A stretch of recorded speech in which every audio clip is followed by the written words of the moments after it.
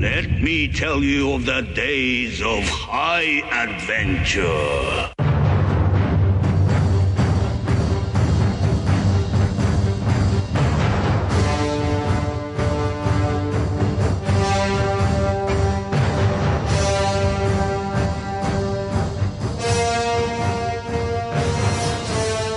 Hey, I'm Kevin. And I'm John. And this is 6 Degrees of Schwarzenegger, the podcast where we take a long, hard look at some of our favorite action movies from the era of Arnold. Schwarzenegger is the icon of the genre. And we're taking a deep dive into some of these 80s and 90s cult action movies, and we're breaking them all the way down.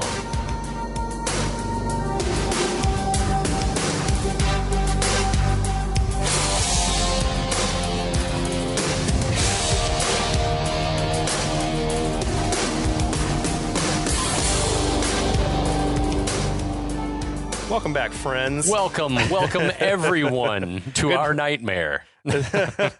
I've seen worse movies than... Yeah, I hit you up on the messenger today, and I gotta say, we've seen a lot of movies. We've covered a lot of ground on this show. And Raw Deal is not the worst movie we've ever talked about, ever, by a long shot. I feel like it's an interesting mixture of good and bad. Yeah, like totally. It's just a disjointed kind of a movie. Like, I feel like it's two different scripts that got merged together, or two different writers. Yeah, I feel like it's one of those movies where they were just like, we got to get something out. And what came out was perfectly acceptable. Yeah. And I want to know if that was all Ann Coates is doing. Like, it was the studio trusted her so much, and the Laurentius folks, they were like, we just got to get it out. It was completely adequate. Yeah, exactly. That's what it feels like. It feels like you went to a restaurant and the meal was just fine. Like, nothing to complain about. You're not going to call the manager out. Yeah, no, the service was okay. But you're also not going to hop on Yelp and I've had a better burger. Let me just say it's not worth going on Yelp to leave a good or a bad review. It's not worth my time. Yet here we are. However many years later. Yeah, we're 35 years. Talking about 1986's Raw Deal, starring our beloved Arnold Schwarzenegger. Yeah. In another role he was born to play, or that someone was. Anyone was. This was early in his career. He was still finding himself, I think, finding his niche. You know what we ought to do? We ought to do a channel, like a YouTube channel, where we go back and just react some of these movies, just react some scenes, and just see, could it be done better? Oh, you mean not react to it, them, but reenact. Reenact them. Yeah. Yes. Re-act them. Oh, man. Do a shot by shot. Yeah. Just to see if we can make it better.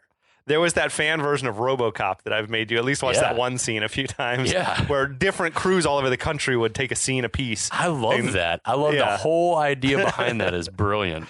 So, okay.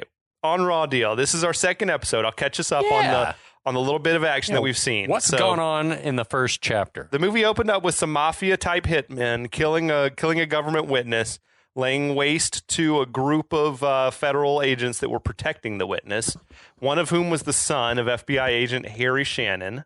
Very sad. Yeah. Then we had, at the same time, Kaminski, that's Schwarzenegger. Right. He's serving as like a sheriff of a small North Carolina town. He's just doing sheriffy things. And he has the FBI agent approach him, says, hey, disgraced FBI agent, I could get you back in the bureau if you help me essentially get an off-the-books, not legal revenge for the killing of my son. Yeah, he reckons there's a leak inside the bureau that is helping the Patrovita family, and that because of that leak, his son was murdered. Right. And that someone owes him as a result. So he says, someone's got to pay. Anyone will do. So he recruits Kaminski to... let's face it, he's bored. He's looking bored. For some action. He's got an unhappy home life going on. We've seen he's got a dysfunctional marriage thing going. His wife's kind of an alcoholic, but she's drinking, and so are we. Yes, we are. Maybe with good reason, both of us. Right. So he eagerly jumps on this opportunity, fakes his death. In epic fashion, we should add. Apparently, even his wife doesn't know that he's not dead. Right. So, and he's And now he's going to head off to Chicago and try to infiltrate this Patrovita mafia family. Right. In some of the limited research that I did for this movie, I read that a working title was Triple Identity. Yeah. Or something, because he was small town sheriff, mob goon, and then FBI agent. In some order. Yeah, in some order. Anyway. Yeah, I don't know. Raw Deal's a fine title. It's the title this movie deserves. That's right. So we'll pick it up the start of Act 2 here. Yeah, so later on, Kaminski seems to have set up shop in what looks like sort of a shitty motel room somewhere, we guess in Chicago or like on the outskirts of Chicago. Although he quickly has another place that he's staying, it seems. Yeah. So I'm not sure where this is, but whatever. Yeah, so he's got mug shots of the Patrovita crime family on the wall behind him. He's listening to, and I don't know why, like Harry has recorded a tape for him to listen to, but Harry's saying, he's sorry Kaminski had to kill himself off, but faking his death makes all of this safer for everybody. Maybe. Yeah, I don't know. I don't know the logic of that, but someone's going to jail for what happened at that oil refinery. No one's ever going to know. When he turns back up alive, I feel like there's going to be hell to pay. Yeah, I know, but that was a coincidence. Harry goes through the Patrovita pecking order again, just in case dumb Kaminski was like too stupid to absorb it the first time. It's good for us because it gives us a chance to remind you guys. He's an oral listener, yeah. So Patrovita has been head of the crime family for 20 years. Rocca, let's remind everyone, his number 2, who kills on a whim. Harry tells him to watch him close that he'd kill for table scraps. So for no reason at all. Yeah. Harry has set Kaminski up with a false ID of a guy with a long rap sheet named Joe P. Brenner. And he's also given him $25,000 cash and a phone number to call and leave progress reports on an answering machine. Harry also mentions a Polish gangster in Chicago named Lemansky, who's a Patrovita rival, and says that if you fuck with Lemansky, that's a good way to ingratiate yourself to the Patrovita clan. Again, there's just nothing legal about what's happening here. No. This is all... Just go in there and start just fucking their shit up. Yeah. So Kaminski's mission, should he choose to accept, is to find out who within the criminal justice side of things is leaking info to the Patrovitas, because he is the one that's responsible for Blaya's murder. This is Did you get all that? This is our flimsy ass plot to the movie. I'm not usually one to complain about plots being too simple, but yeah, this is where usually it's the opposite. Like usually they Shane Black it up and it's like overly complex, but this one is like maybe the exception. The plot is just too straightforward the way it unfolds. Yeah, Ebert, I think in his review is like, for such a simple plot, is like you'd think they couldn't fuck it up, and yet here we are. But yeah, it's like, it is super flimsy. There's nothing holding it together, but some hair gel and I don't know, steroids. Yes. So we cut to your stereotypical smoky underground casino where Chicago's working class are throwing money down on a craps table. Everyone's the fakest fake money I've almost ever seen. It was like Monopoly money. You can tell that someone was just off camera, like hand crumpling some paper to make it look like old money. Kaminski rolls up to the craps table where a shooter craps out with, and there's so much money on the table. And Kaminski says, "I don't think the table is straight. I want to see Mr. Lemansky." The dealer is like, Lemansky's not here. Even though he's just here to fuck the action up. Yeah. Like, he has not seen enough to make that accusation. And also, I can't... to know, he's not been here long enough to know that he's right. And no, exactly. And also, one couldn't help but notice that Arnold, who we've established is 6 foot 1 inch tall, is like towering over everyone at that craps table. Is he? They finally cast some short extras? Yeah, it's like they cast some short extras to make him just look outsized amongst this. That's how an Arnold movie should be, though. Yeah, it's like, that's why you hired Danny DeVito as his brother. So the dealer tells him Lemansky's not here and that every loser thinks the game's rigged. And Kaminski says, well, sometimes they're right. And he like takes these little ball bearings and puts them out on the table, and they're drawn to some magnets like hidden in the middle of the table, like under the felt. And so everyone's like, this is fucking bullshit. Everyone just starts grabbing money. Magic. A magnet, Kaminski says, and flips the table over. That is an amazing moment with an amazing like Arnold scream. Yes. It's awesome. So Kaminski just starts beating ass of all the security guards in the place. All the patrons are scattering. It was some shit out of Roadhouse. Yeah, it was like just a brawl. The shot of everyone running and peeling ass out of the parking lot outside is hysterical. Yeah. It's like one of the this movie has some funny moments. I don't know if they're intentionally funny. I think they probably are. But that was a fun moment. All the people women and just running in opposite dresses directions. And everything. Yeah, it was awesome. So Kaminski takes the dealer guy, throws him up over an air duct in the ceiling. That was some crazy shit. He threw him into the rafters. Second feat of strength in as many seconds. There was that dude, he bounced off the wall, and there was just a generic a sort of college poster on, study hard. There was just some titties in a tight shirt. Study hard. It said. Oh my god, I get it. Yeah, I get that. And then he smooths his hair coolly and starts to head for the exit, but not before he turns guys, make sure to clean up this mess before you knock off, okay? I loved it. Yeah, it's very endearing. Everything he does in this movie is endearing. So outside, Kaminski gets in, I love this Rick's Auto and Truck Service tow truck that's been parked in the lot and revs it up. When he went walking out, to me, it was almost like he was struggling to walk across the street convincingly. Yeah, and that is one thing his that gait was strange. One thing that I noticed in this movie, and I wondered if it's just because of the costuming, if his shoes were not comfortable. But Arnold doesn't move easily in this movie for the most part. It was like he was still in Terminator mode or something. Especially if he's supposed to be running, it just seems very stilted and uncomfortable. So inside, we cut back inside the underground casino, and all Lemansky's goons are regrouping. One of them finds a gun, I'm gonna kill that bastard. He doesn't say in a southern accent. I don't know why I did, but I don't care.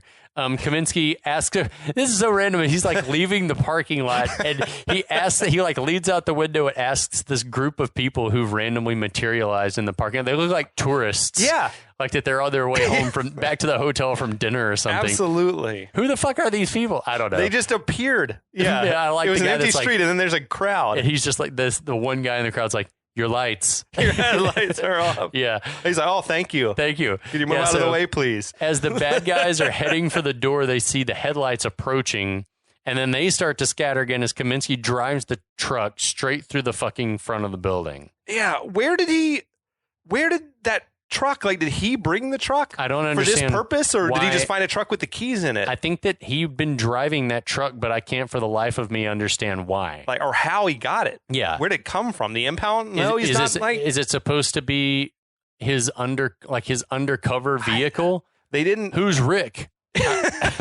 They never gave us. It doesn't matter because we've moved on. We move on so quickly. I wish that the thing said Hawk Trucking, but it didn't. Hawk hauling. Hawk hauling. That's right. I wish it did say Hawk hauling. So yeah, he's got this shit-eating grin on his face the whole time. He's driving the truck through the building. I mean, he drove it through the building, through every wall. It's some Blues Brothers shit. He's driving the car through the mall, but yeah, for some reason when the ceiling caves in, whatever the apartment above, so the building is underground casino, restaurant, and then built room full of mannequins. I feel the casino was in the back room, behind the dining room of this Polish restaurant. So but the upstairs is I don't know if it's a dress shop or what, but it's filled with mannequins. Yeah, it's very strange to see all these mannequins falling through the ceiling. It's a weird touch.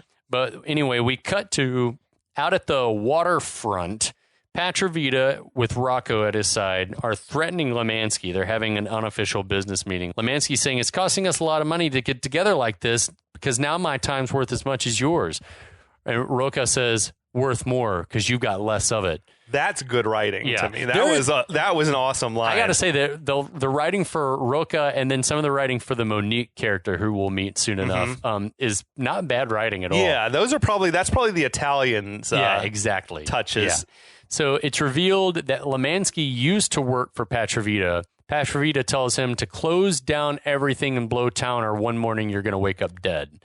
Lemansky tries to reason with him, saying, there's enough action for both of us. And then I love this. Patrovita says, there is no both of us. And there's me. It gives him 2 days to clear out of Chicago. Lemansky seemed like a pretty reasonable guy because he's like, so then what? I could come back and work for you? And he's like, no. He's like, you're done. Like, get out of Chicago. Yeah. He's like whatever. I can't remember the name of the low-level like family boss that was like, he ran all the prostitution in New York where like. Which movie? In Godfather.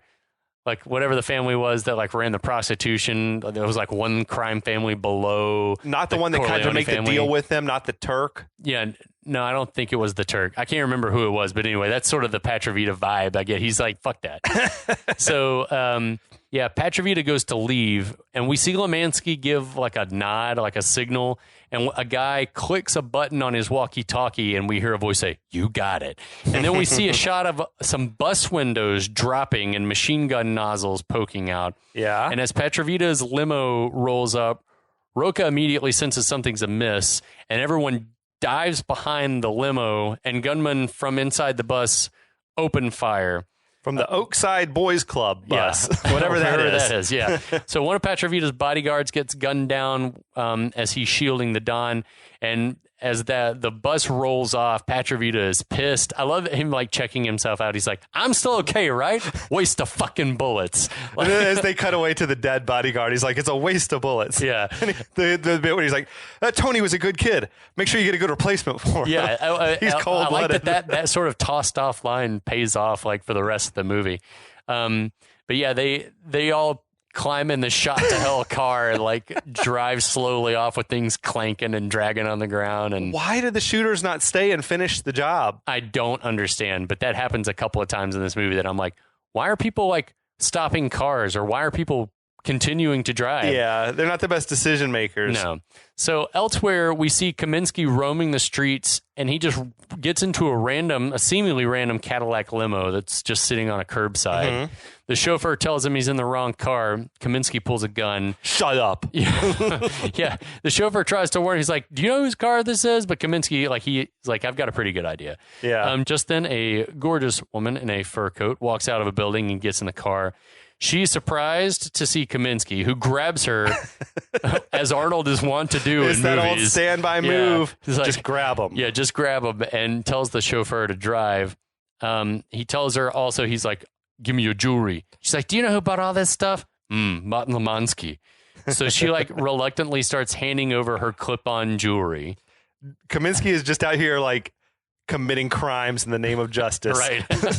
So the jewelry was just like, it was coming off. He's like, don't mess up your hair. It's all like clip on or magnetized or something. So that's, I don't know. Who knows? Not the real thing. Anyway, she reluctantly handing it all over. He has the limo driver drive to the outskirts of town, just like, but within view of the skyline. That was an amazing location. Yeah, Chicago. It had an awesome feel. Like there was all those old abandoned like parade floats around and stuff. Yeah. It was so cool. I say this a couple of times in my notes throughout the movie, but I have an affinity for the city of Chicago, and so it's just a great town. So then he forces the woman and the chauffeur out of the limo and steals the car. Did you hear the chauffeur like yelling? That's my lunch, you son of a bitch! He took his lunch with him, the brown bagging it up there. I love it. So sometime later at the Allerton Hotel, where you too can be a guest at the Warwick Allerton for around $100 a night. Is that all? Yeah. That's a cheap hotel now. Well, I mean, I don't know if it's like just because it's or maybe it's in season, or maybe it's because during the week or whatever it is. But it was right where you want to be in town. I think it's like on the Miracle Mile. Yeah, so awesome. Kaminski enters, tells the elevator operator he wants to go to the basement. The guy's like, "No." This is a bit where the Ebert review that you mentioned, Ebert being a Chicago guy. Yeah. Like he was coming at it from the perspective of a Chicagoan.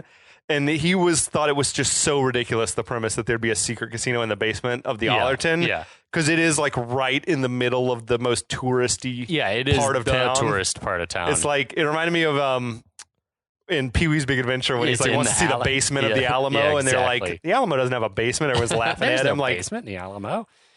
So the guy balks at Kaminski's request, but changes his tune when Kaminski like slips some cash. He's like, "I'm not a cop. Hey, I'm a player. I'm not a cop." Exactly. It's So like the least smooth. convincing assurance I've ever heard. Just based on your accent, I buy that you're not a cop. And why did they cast an elevator operator who was 4 inches taller than Arnold? No one This knows. guy was like 6'5" or 6'6". I guess he's supposed to be sort of bouncer-ish. He had like a lurch thing going. He was like a big lanky dude. He was not muscle bound by any stretch, which is what you would expect. You would expect Sven Ole Thorson to be your bouncer. Why wasn't it Sven? Should have been. So in the basement, there's sort of a speakeasy club casino combination Taco Bell and KFC thing going on. So Kaminski tells a guy who seems to be in charge to tell Rocca that the pain in Lemansky's ass is here to see him. That was Leon Rippey, the guy in the tuxedo. I knew I recognized He was guy. Tom Nuttall from Deadwood, the guy who ran like the saloon number 10. That's awesome. I got a trip to Deadwood coming up soon. Yeah, you do, buddy. Well, They still have a number 10 saloon there. I don't, That's fucking badass. Whatever. I'm going to check it out. I'm envious I'll of send that you trip. pictures. I can't wait to see the pictures. So Kaminski wanders over to a table where gamblers are playing, and he, of course, lights up a huge cigar.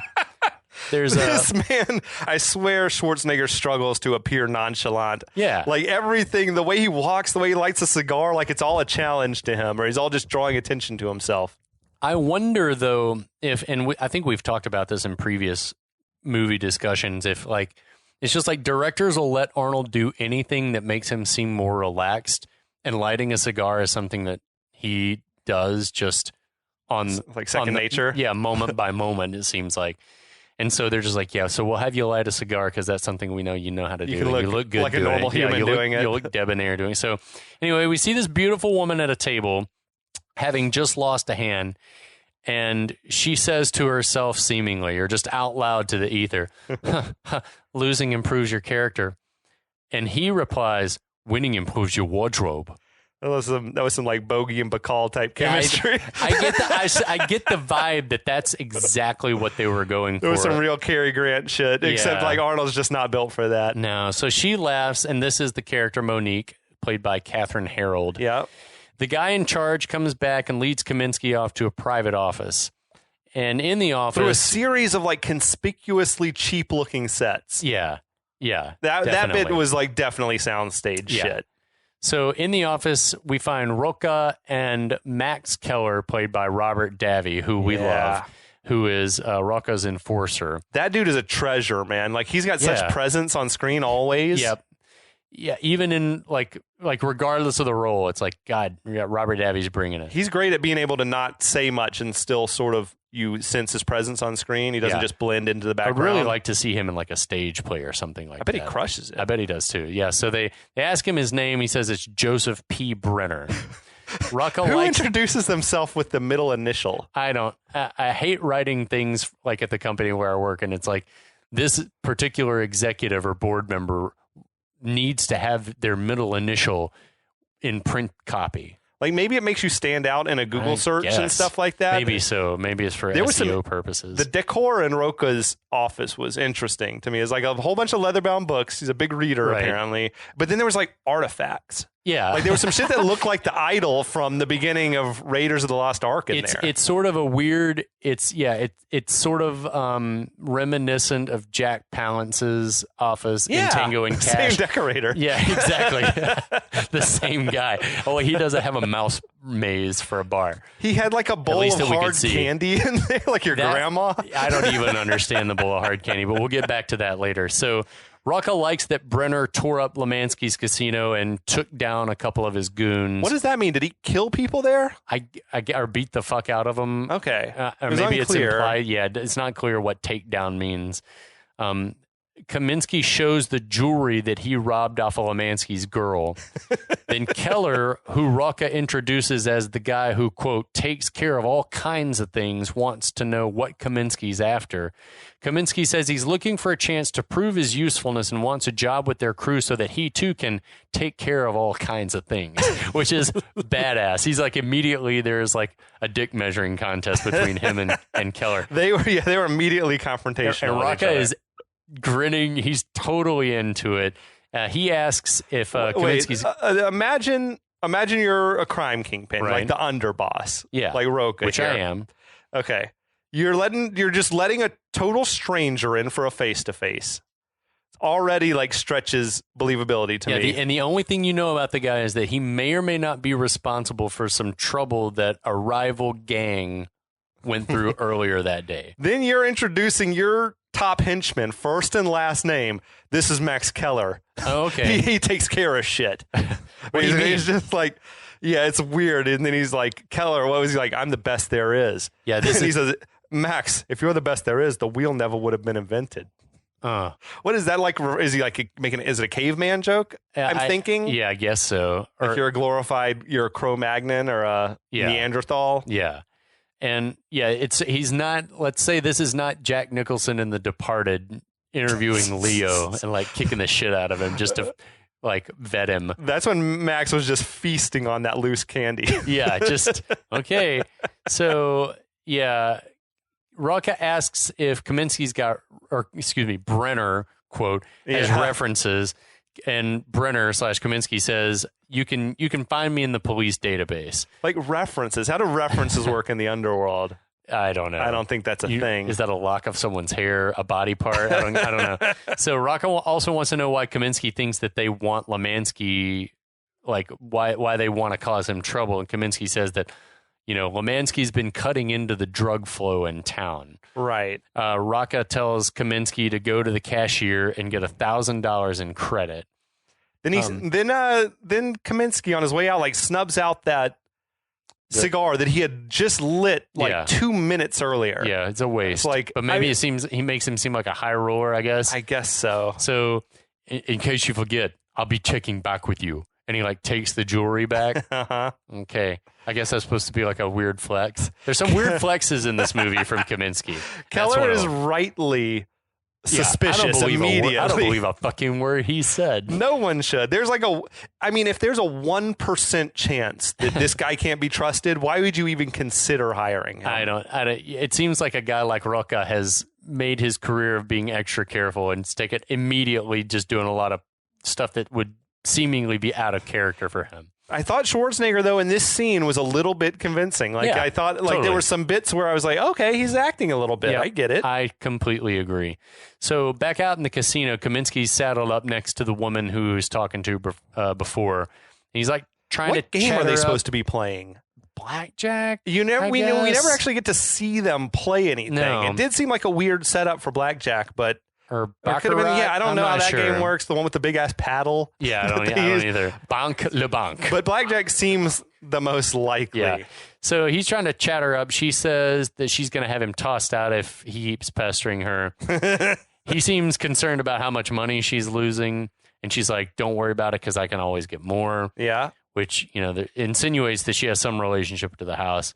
He slides her this giant mountain of chips and tells her, if she started getting her money somewhere else, maybe her luck might change. That was a shit ton. Like, I got the impression he had been maybe playing for a little while and winning. That's the same thing that I imagine. Typically in a casino, the black chips are $100 chip. Yeah, that's a lot of money. I was looking at it. It seemed like it'd be if those are $100 chips, it was about $20,000 that he had run up there by my count. So one thing that we don't learn is maybe he took that $1,000 and he turned it into, multiplied it. I think he's like a James Bond type gambler. He never loses. So Kaminski is also really good at gambling. And really bad, though, with money. Yeah. And we got the girl Monique is just sending red flags up. Like, she's a fucking degenerate gambler. Yeah. So he just gets up, he slides to the chips and gets up to leave, and everyone's just like, what the fuck? There's some jazzy sax music. Trades of some shitty smooth jazz in the background.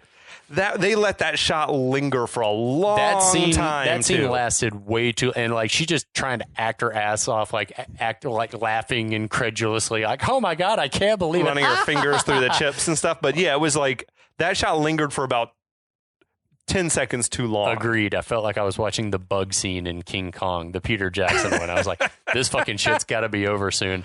So Kaminski exits out onto the street, where he's nearly run over by a horse-drawn carriage.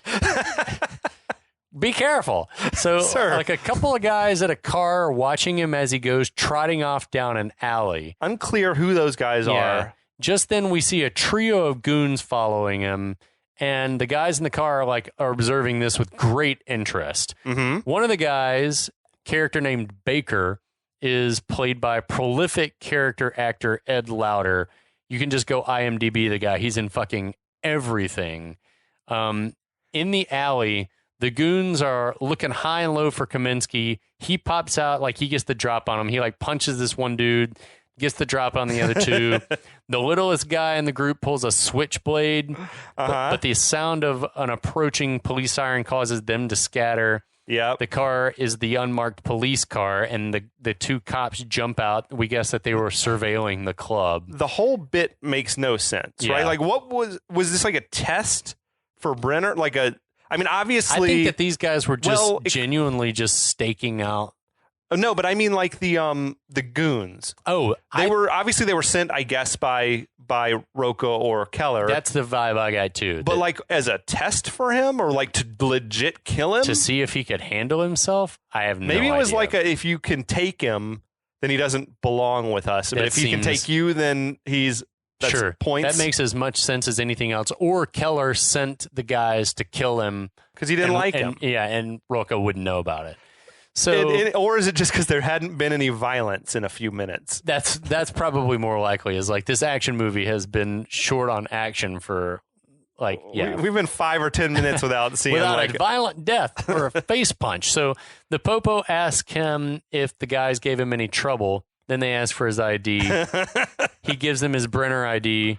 Joseph P. Brenner. What's the P stand for? And Arnold like takes a beat and then just shouts, "Pussy." What? What does that even mean? The cops just chuckle and let him go.